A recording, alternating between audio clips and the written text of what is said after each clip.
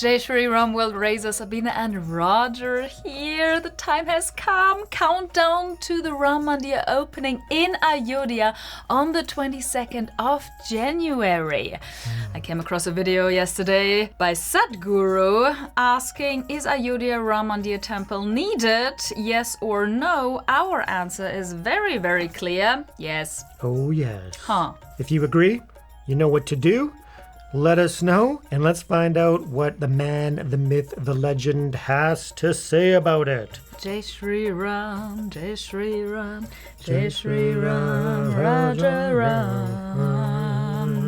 Leave some Jai Shri Rams in the comment section, and members, please leave some Lord Ram emojis. So what about this obsession with Ram and this frenzy over the Ram temple, which of course now is going to be inaugurated? Frantic. Where do you find this? Isn't it then misplaced? What? I don't know, I wouldn't use those words, they're very strong words, obsession, frenzy, all this. Yes. Thank you.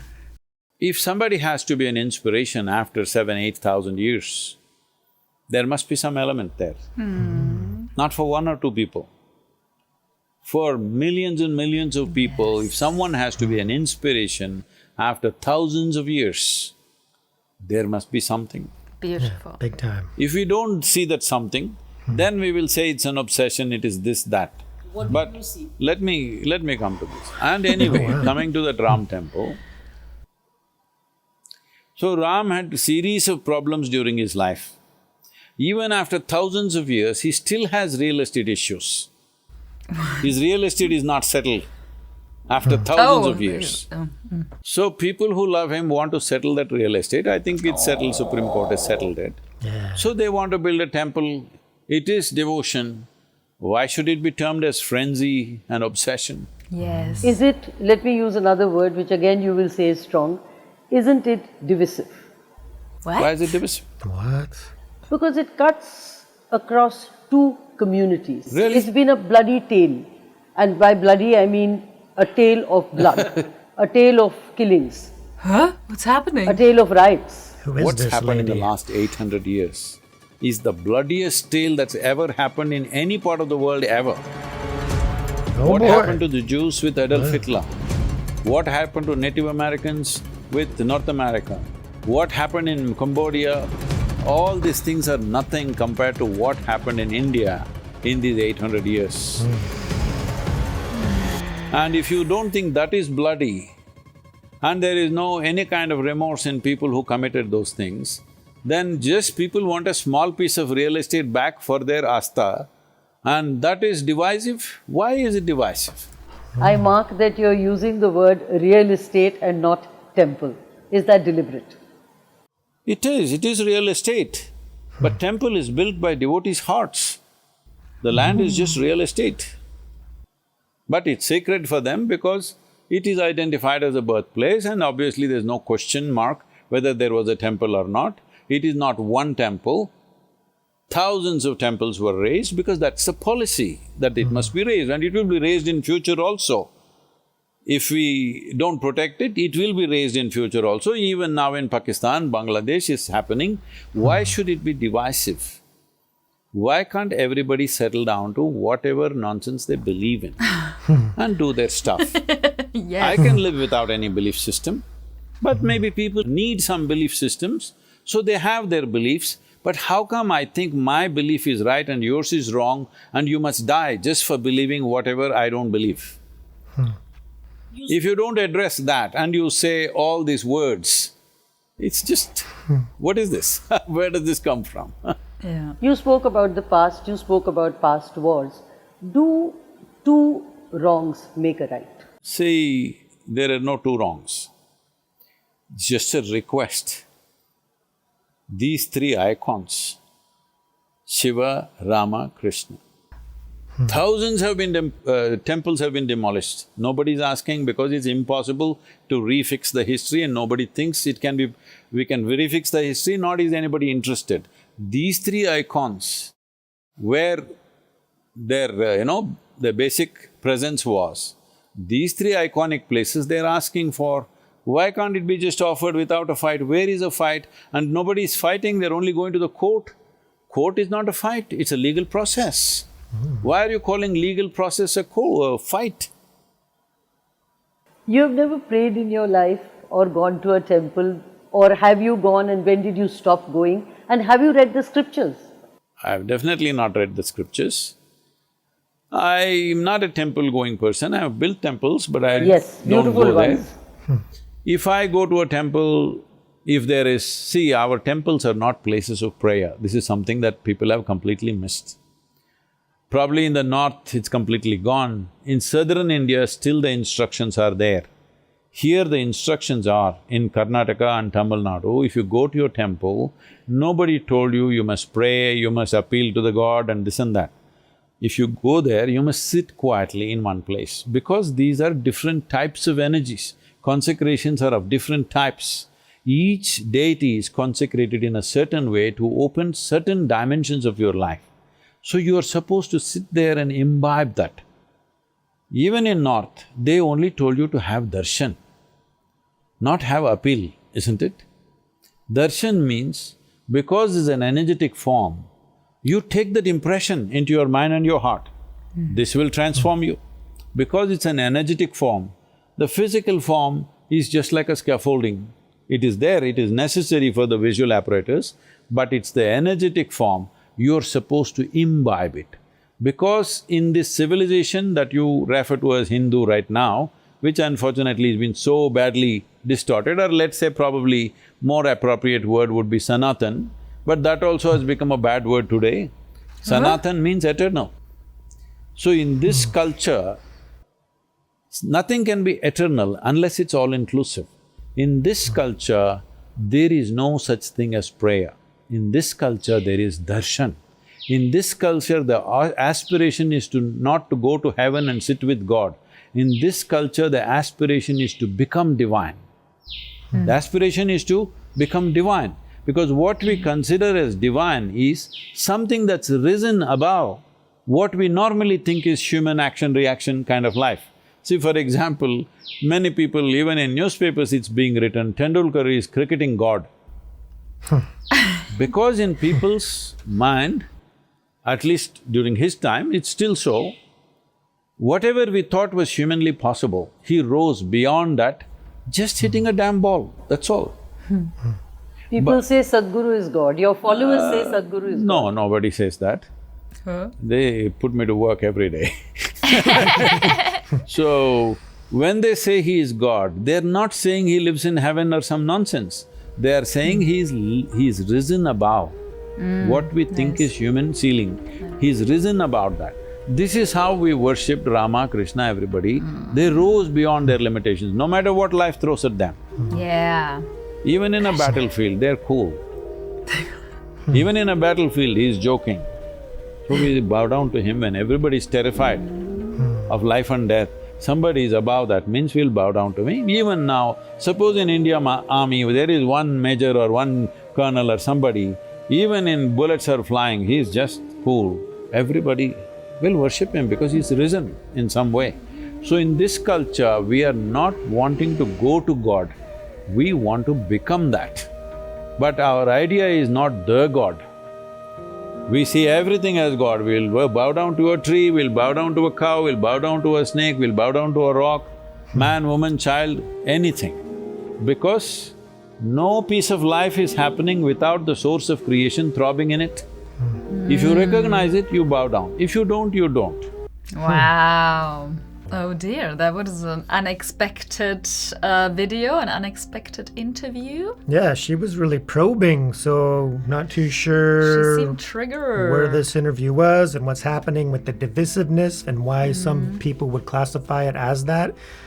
When I think it's not, well, it shouldn't be divisive, it's just restoring temple, the historical, real estate landmark to the original source. But of course we know that, and he touched on it briefly, there's some religions that are actually the cause of the divisiveness, and then they would have a problem with it, of course, because they're, like he touched on it as well, in some places of the world they're still trying to eradicate anything that doesn't fit into their belief system, right?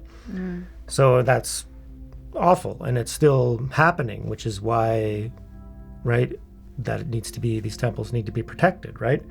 Which is why India on the rise again, becoming reintegrated into Sanatan Dharma, which was always there, but it's kind of recovering from the invasions that occurred over the past 1,000 years that he touched on that were absolutely atrocious and brutal, and nobody talks about them because of the series of events that transpired, you know, ending, of course, with the British rule, which very much systematically wiped out a lot of the culture, education systems, and then subsequently kind of brainwashed the population to kind of forget some of the past, but now it's coming back, and it's like, it's necessary, right? Because what he's talking about, it's a philosophy, a belief system, well, not even a belief system, it's like, it's beyond all of those concepts and notions. It's a way of life. It's a way of integrating spiritual ideas and concepts, which come, of course, from the Vedas, which is nothing more than, you know, enlightened spiritual beings, rishis, who, you know, downloaded this eternal spiritual truth and then began to live that way, right? So it goes beyond religion, right? And then, so Lord Ram, why is he even considered a deity? Well, he's got some very valid points, right? But if you go into the scriptures, it's pointing to this truth that's beyond what we can mostly comprehend. And some people can't accept that, right? So then they got a problem. But what Sanatan Dharma teaches is that it's not up to us to say what you have to believe, right? So everybody's entitled. We're divine spiritual beings. We're manifestations of the divine, and we all have the freedom, the free will and choice to choose our own path to reality. And there's some out there that think that we all got to believe the exact same thing, and that's very opposite of truth and acknowledging the divinity of our own inherent spiritual natures. So it's too bad. So when she's speaking about divisiveness and how the temple restoration is kind of divisive, I think she's talking about, in particular, the Muslims, who would be very much against it because they're against any sort of depiction of God in form, and then Lord Ram very much represents God in human form. So that's divisive in the sense that, so you have one party, the Muslims, for example, and I'm just trying to figure it out here. I think that's the way I see it. But they're against it. So in order to remain undivisive would be to not build the temple, but in reality that is just conforming to somebody else's belief system, right? And how much say do the Muslims have in India? Sorry, but like what? How many Muslims are there in India?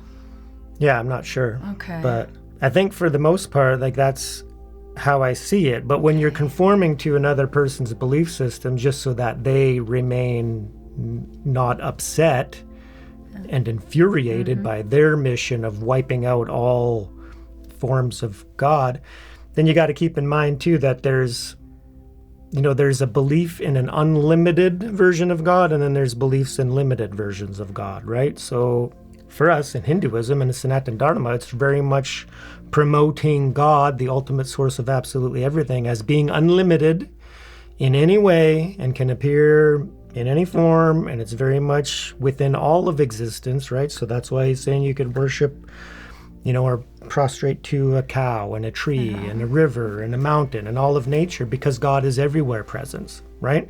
So belief systems who don't believe in a limited version of God, then they're gonna promote that and do that out in the world, and they're gonna be against anything that is different, right? Yeah. It's just awful. So doing that is standing up for Dharma, isn't it? Yeah. Like you have to, because if you conform to a lower level, then you're not serving the world at all in any way. No. So, it might be more peaceful for the moment, but in the long term, because then you do it again and again and again, you conform, and where's this world heading then? Yeah, then you're taking high spiritual truth and values, that we have divinity within us, and all sentient beings, and we're all coming from one reality, no matter what we call that reality. We're all coming from the same source. As you start to degrade that truth based on other, and that's we're in the Kali Yuga, so it's the denigration of spiritual truth and religion and values, so that another religion or value system will come along from, you know, a being that possibly isn't as high as the ones where the original teachings came from, and then we conform to that one being the way. And then if you allow that to take over, then there's a denigration of spirituality. It's happening. Stop it. It's very clear to see, but we need to know, if you understand that God is unlimited and you're in that belief system, then you have to support it. You have to be like, no. Lord Ram, Lord Krishna, Lord Shiva, all of the depictions of the divine within Sanatana Dharma are just as valid as holding in a concept in mind that God can only be without form. So either you believe that God is unlimited or you believe that God is limited. And if God is limited, then what's the point? Yeah, so we believe that the Ram Mandir is an exceptional endeavor to bring that back to Ayodhya. And we very much wanted to be there. We actually had plans, and we were going to be there, when was it, November? For Diwali and then the Ram Mandir opening. Yeah, so it wasn't meant to be, but we are so incredibly happy and overjoyed that it is happening. Yes. And that all of you who are going to be there for the grand opening is absolutely amazing. I read in a comment the other day, well, I can't remember where I read it, but it's like a whole cultural restoration that's taking place in Ayodhya right now, like widening of the streets and modernizing the buildings and the infrastructure. Wow. Just because it's going to become this even more so, a tourist destination. Pilgrimage site, yes, even more than it already is, with, of course, Diwali celebrations happening there. Now it's going to be incredible. So they're revamping everything, and I think it's absolutely glorious, and we are very much thrilled that it is taking place, right? Beautiful. So I don't see it as divisiveness. I see it as a reunification of what was always meant and supposed to be. Jai Shri Ram. Jai Shri Glory Ram. to Lord Ram. May Lord Ram bless you all. Let us know if you're going there. Let us know about any good videos to watch about the Ram Mandir opening. Maybe some sneak peeks. We wanna watch more, definitely, over the next couple of weeks. Oh yeah. Count down, friends. Count down. Yeah, because we don't want to be just on the hype train. We want to promote the hype train. Yes. Ram Mandir. Jai Shri Ram. Peace. Peace.